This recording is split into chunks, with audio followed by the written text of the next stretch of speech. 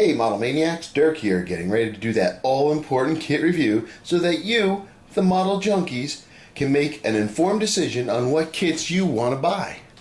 Today, we're going back, all the way back to 1985 to look at Monogram's Mustang funny car. This is a pretty neat looking car. I'm not really into funny cars, but this one really stands out. First of all, I love Mustangs.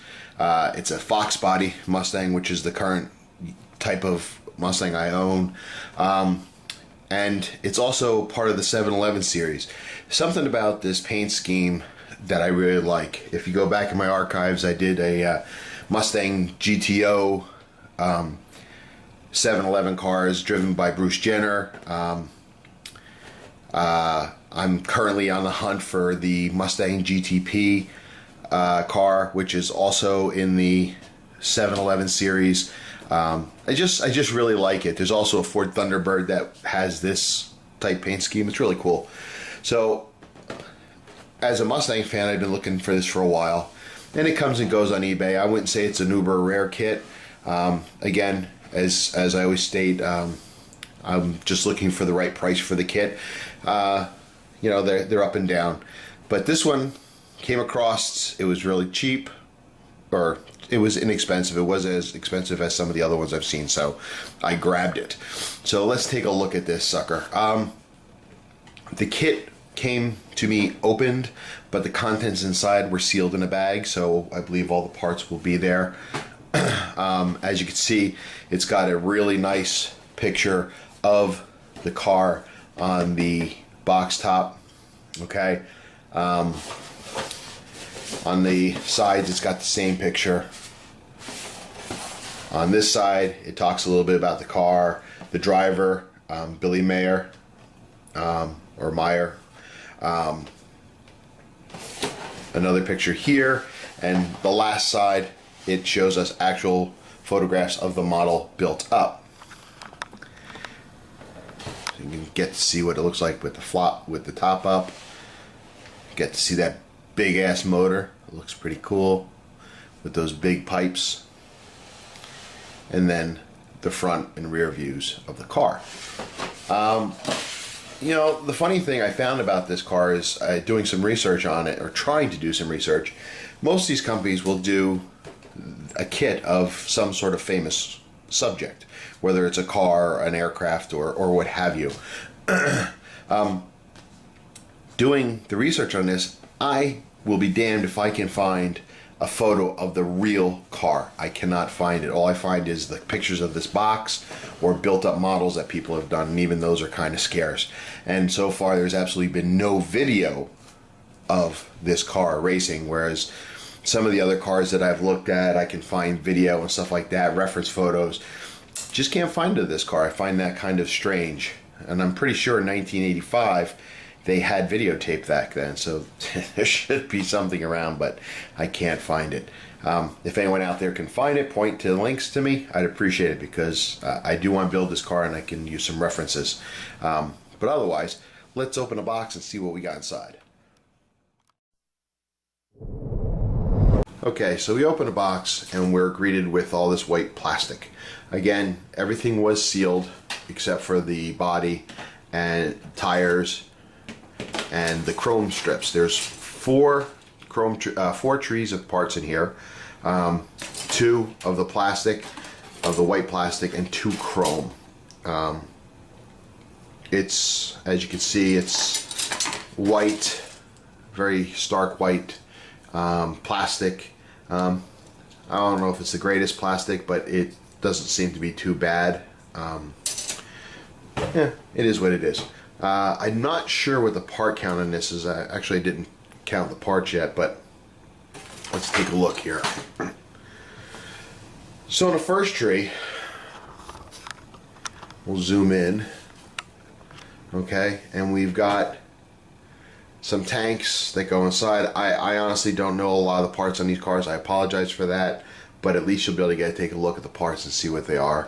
I'm assuming these are some sort of pipes, conduit or something. You've got the rear end here, more ducting for fuel or what have you.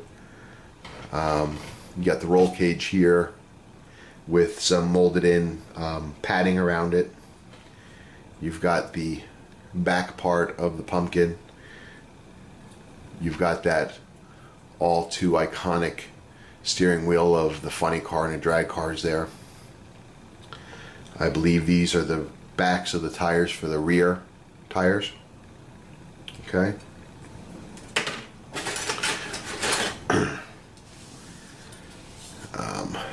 We've got the next sprue. Yeah, I'm not sure what this is. I think this is part of the interior of the dashboard, I believe. The dash panel area and the seat would go here, I believe. I could be wrong. I'm not positive. Correct me if I'm wrong. Zoom in closer. Okay, you got some gauges. More internal workings. Can't tell what that is. You've got the seat. Alright. It's got some contours to it, but there's no seat belts molded into it, so if you wanted to, you can make your own. Alright. We've got the heads here. You've got the intake manifold here. Okay. I'm not sure what this is. This, I believe, these get fastened to the head, and then the exhaust pipes get fastened to this. Okay. You've got the rear spoiler. Okay. It's a very simple kit, not a lot of parts to it. We've got oops. You've got the frame. Simple. Seems to be straight, not very warped. Somebody was making a comment that it's very easy to take these, you think they're straight, and as you put it together, everything builds off all cattywampus, and you don't catch it until you go to put the body on it, and you're kind of hosed, and you gotta get one of those two-wheel clickers. So, but this looks kind of straight. I mean, I could be wrong. See what happens as we build it, but that's the frame.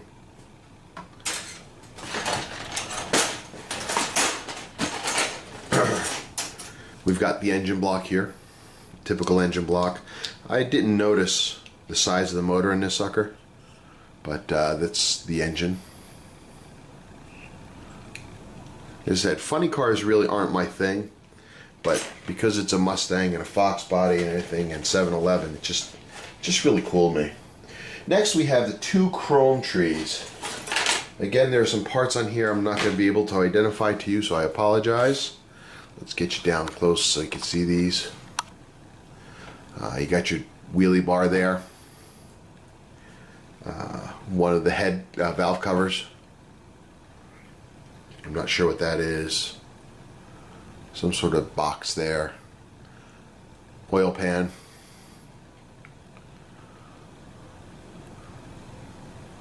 Okay. Like I said, I just don't know what these parts are.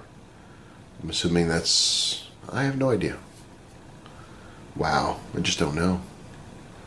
There's your front rims. There's the rings, I believe, for the back.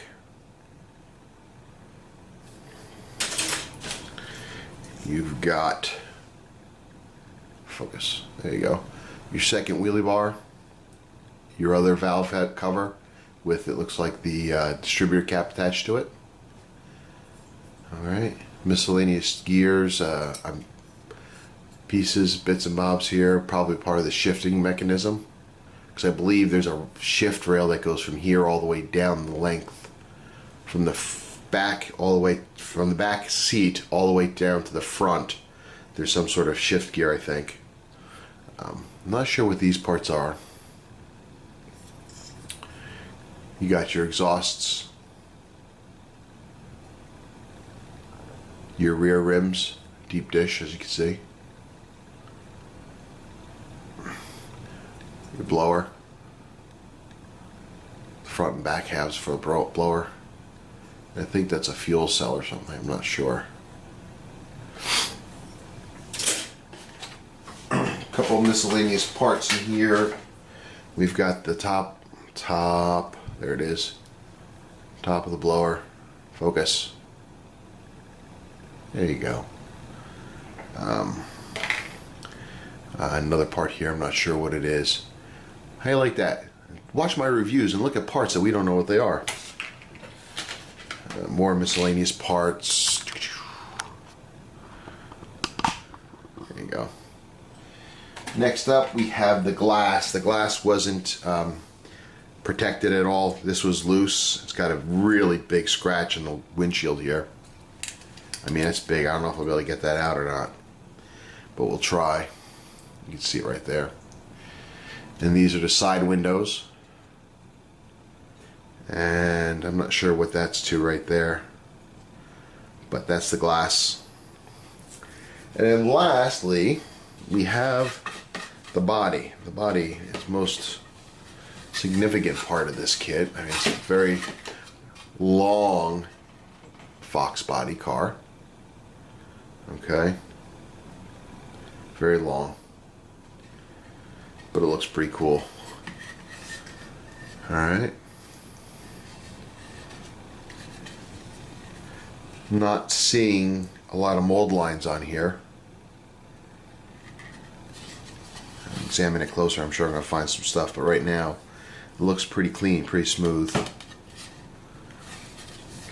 Hell, this is one of those cars you might actually just be able to polish up the body in white and then just paint the auxiliary colors.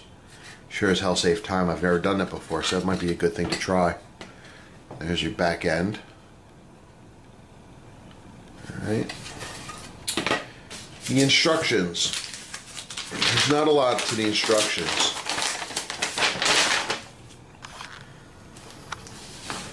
Okay, talks a little bit about the car here.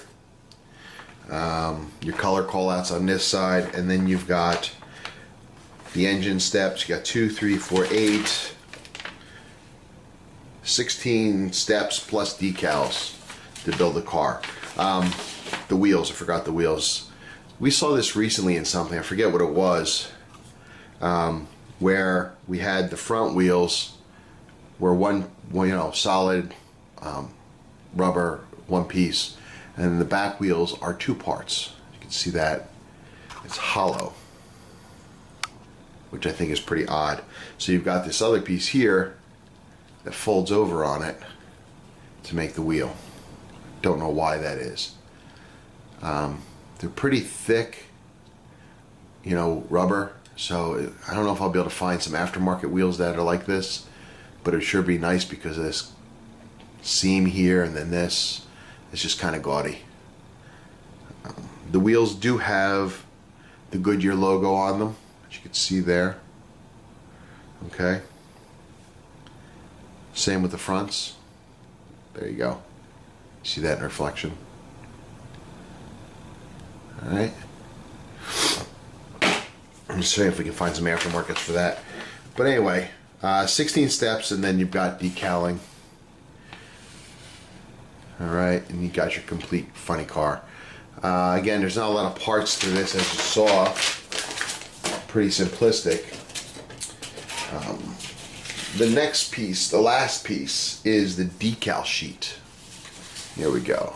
The decal sheet seems to be in very good shape so far.